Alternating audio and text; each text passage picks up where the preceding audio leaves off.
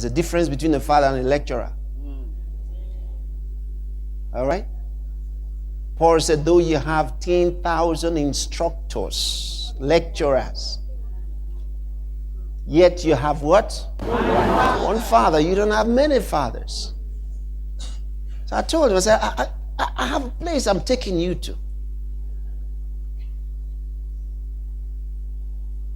Well, the reason they said that wasn't just because they didn't like my preaching, but they were afraid that we may not really grow if we go on like this. And people are going to get fed up of listening to you.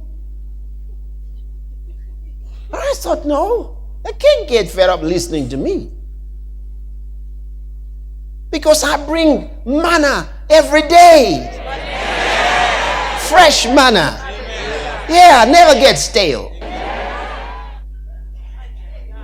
Hallelujah. But the mixed multitude, like, in the wilderness, they say, we're tired of manna. So they're always there, the mixed multitude.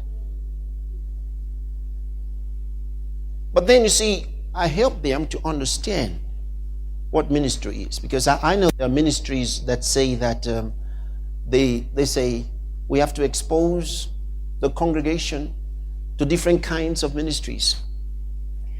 So they invite for this convention Apostle Johnson, Prophet Nathan, Evangelist Calypso. And so they bring them for this year. And then the next year, they go around the world and look for some others. And so at the end, they confuse their congregation because they were already confused. Now, is anything wrong in inviting others? No. It's nice fellowship. But you have to be strategic. You don't just do it because you think that... Listen, I started holding crusades. It was unusual because as I was holding crusades, the usual thing was you organize the crusade and you look for an American preacher and bring him to come preach. And so that American preacher comes, and then you do you arrange and introduce him, and then he preaches and he goes. So if you didn't bring the American preacher, you didn't get the crowd. That's the way it was. Well, if you couldn't get an American preacher, you went for the German.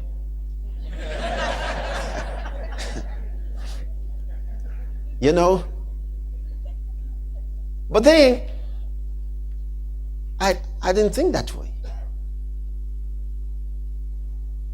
One time we had a stadium and somebody said, who's coming?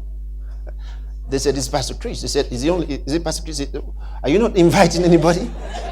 And my folks said, no, Pastor's going to be preaching. Pastor Chris is going to be preaching. And I said, yeah. And so we advertised the program and said, with Pastor Chris. So it was clear. It wasn't going to be with Kenneth Hagin or Oral Roberts.